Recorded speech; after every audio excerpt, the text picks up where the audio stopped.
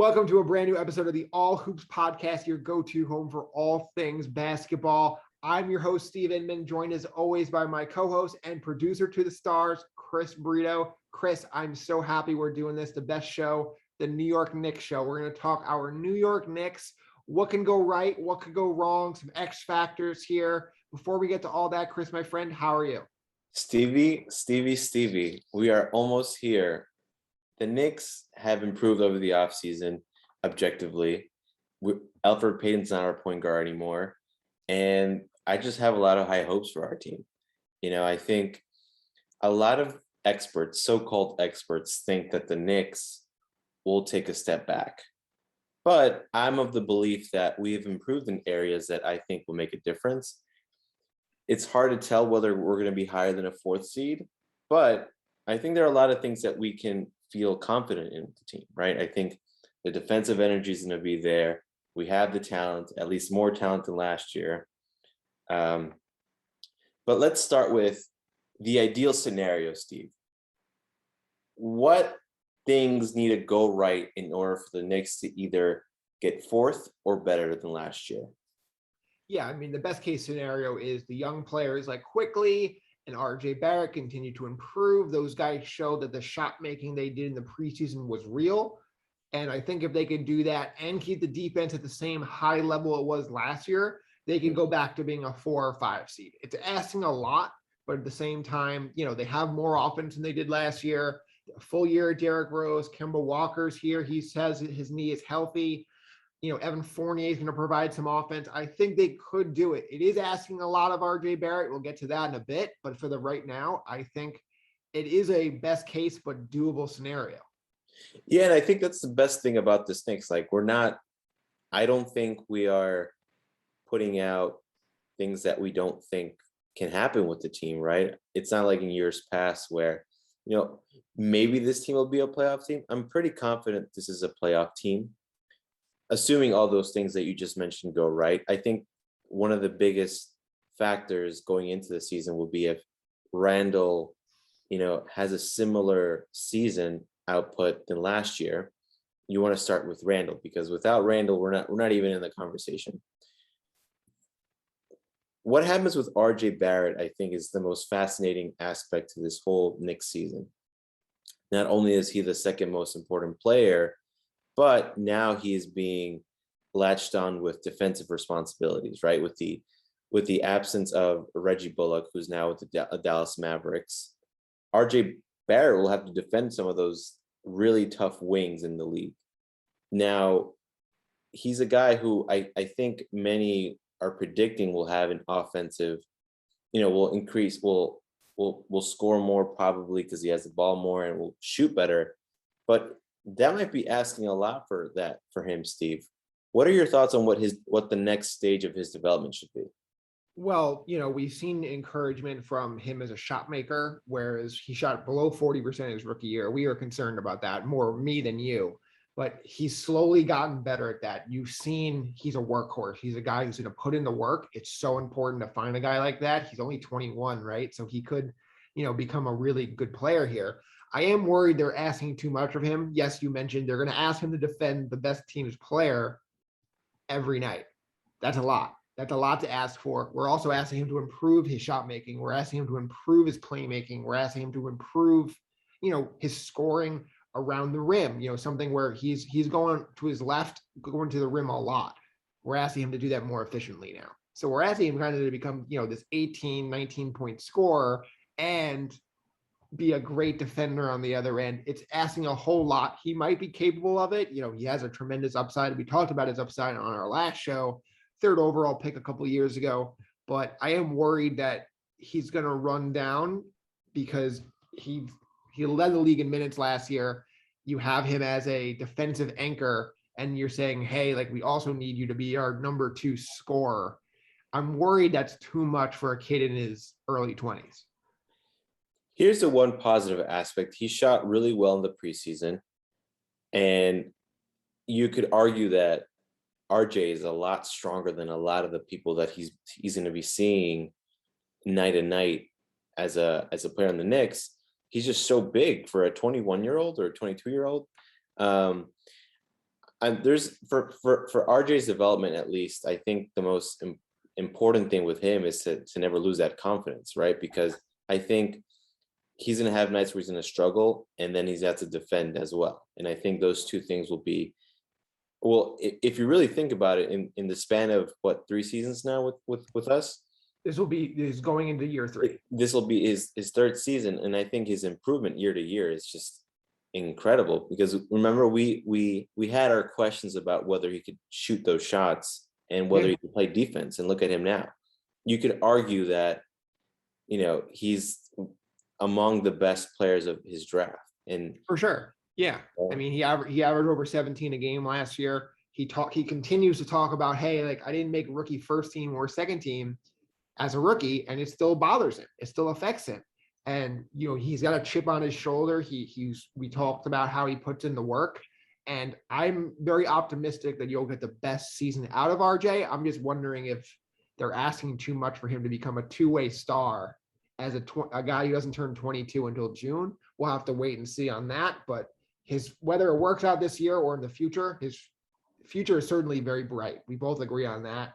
We're very happy to have him here. We're very nervous about trading him for a big time star, right? We've been talking about that. But moving on, Chris, obviously that's glasses, colored blue and orange, right? But like, in terms of what could go wrong, there's a lot, right? This is a team that the advanced numbers basically said they should not have been as good as they were defensively. Teams missed a lot of wide open threes against them throughout the year. And if things do not break correctly, what does that look like? So it's going to start with what the Knicks were last year, I think, known for their defense. And I think that carried them all the way in the playoffs. And ultimately, it didn't succeed for them. But I hope they don't lose their identity as a defensive team. They've added offensive weapons, but they traded them. We basically exchanged them for players who are more offensively minded, with Fournier and Kemba Walker. Just in the few games that I've seen, Kemba Walker can't really defend anyone. And he is supposedly healthy. I mean, he was on the low post the other day, and he talked about how he's pretty much, he's ready. He's good. He's good to go with his knee. So despite him being healthy, he still can't really guard anyone. I mean, Aaron Holiday the other day was, cruising around him to go, to do layups, And with Fournier, as great as he is, he's a good 3-point shooter. I think in that regard, we're not going to miss Reggie Bullock, but you're losing another wing defender. It's definitely a concern, Chris, for sure. And that's my biggest concern with the defense. And then moving on to, health-wise, Kemba Walker and Derrick Rose are, those are our main point guards, right? Well, Rose obviously is backup. Can we expect them to play 70 games this season? It's really tough to tell, considering their injury histories. And I think when you're thinking about things that could go wrong, you have to start there with the health of those two guys, because after those two, our point guard situation is very thin. Yeah, that's definitely a great point there. And I think Kemba Walker is the biggest X factor for this team, because if his knee holds up, this is a guy who averaged 19 a game last year.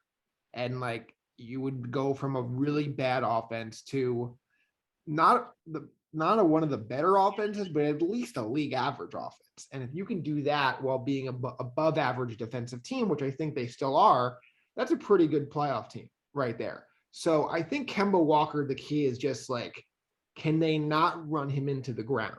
Because the thought is like, Thibodeau, I got to play everybody 40 minutes. I got to run them into the ground in practice. Like, this is a guy in his 30s with serious knee problems in the past. The more they can keep their foot off the gas with him and Derrick Rose, the better they're going to be throughout the season. And I think that's just absolutely key. I am concerned, as you said, about the defense. He is a liability there, but like, you could hide a guy on defense. You can't really hide a guy on offense, which is what they've had to do with Elfrid Payton the last couple of years. And I still think the way the rules are structured in the NBA, I'd rather have a guy with pretty good offense and no defense than a guy with pretty good defense and no offense. And I think that makes the Knicks better going forward. Yeah, and the other night, when they were playing against the Washington Wizards, it was just like, Aaron Holiday was just going around Kemba Walker without an issue, but Kemba Walker was also going around Aaron Holiday without an issue. How it works. You trade buckets. Essentially. And so the Knicks are going to have to really, they're going to have to expect a big year from Mitchell Robinson. I think he's not one of the more spoken pieces of this puzzle, but I think in a contract year for him, you have to expect that, he'll give you more than what he's given so far. And so far has been great in glimpses, but can he be that vet now that can be the anchor of a playoff bound team? That's another big question, I think. It's such a great question. And, you've heard him talk about how him and Nerlens Noel are basically like more or less the same player. And he said that. And I'm like, I don't want to hear that you're the same player as journeyman Nerlens Noel when we're trying to figure out what to do with you for the long term. But Mitch has just not been healthy. And it's hard to see. We've seen flashes. We've seen, oh my gosh, this guy could be really something. And then he just can't stay healthy. And you mentioned before that, like, he did not look very good in the preseason game he played, but that's because it's his first game since March. I think it's going to take him some time to get ready. Nerlens Noel is already not going to play in the opener against the Celtics on Wednesday. So I would not be overly concerned if this defense looks bad the first week or so, because Mitch is kind of still getting back into basketball shape, and who knows when Noel will play. So I think it's going to take us some time to evaluate what this group is, because it's clear that they're relying on those two guys to center this defensive rotation. Those guys are the absolute biggest important part, and I don't think they're ready to do that at this moment. The other encouraging thing from Mitchell Robinson, granted his conditioning isn't there yet, he looks huge, dude. In a good way. Sorry? In a good way, or like in a Zion way? No, in a good way. Got it. I mean, just making sure we clarify that. Robinson just looks like he packed muscle, where I think before he was this like lanky kid. Now he looks like a man. That's encouraging. I think time to get paid. Just in time to get paid. That's right. The other thing I'm so fascinated to see is the continued development of Obi Toppin. I think Obi will have a role, obviously a bench role this season. And he's implementing that corner three. And what's the next phase of his development? I think, is it someone who can give you 8-9 points and some athletic putbacks and some defense? So far, he was put in the rotation to finish the game against the Wizards in that crazy comeback victory. And let me tell you, I was really encouraged by what I saw from Toppin. I know it's only a preseason game, but it just shows that, okay, like, he's carving out a role here. Yeah, he's definitely carving out a role. They drafted him. This is not a previous regime that's like, forget this guy, we don't need him. They drafted him. They need to show that he can play in this league. And it's tough because the best player on the team plays the same position. So he's never really going to be more than a bench player here. So it's hard to invest too much time in his development. But yeah, I think the next step is for him to be that, quick scorer off the bench who could do the putbacks and all that stuff. As you said, he looked like that player in the playoffs, which is encouraging. And if you look around the 2020 NBA draft class, there were at most 3 guys who really contributed to teams. That was LaMelo Ball, Anthony Edwards towards the end, and Tyrese Halliburton.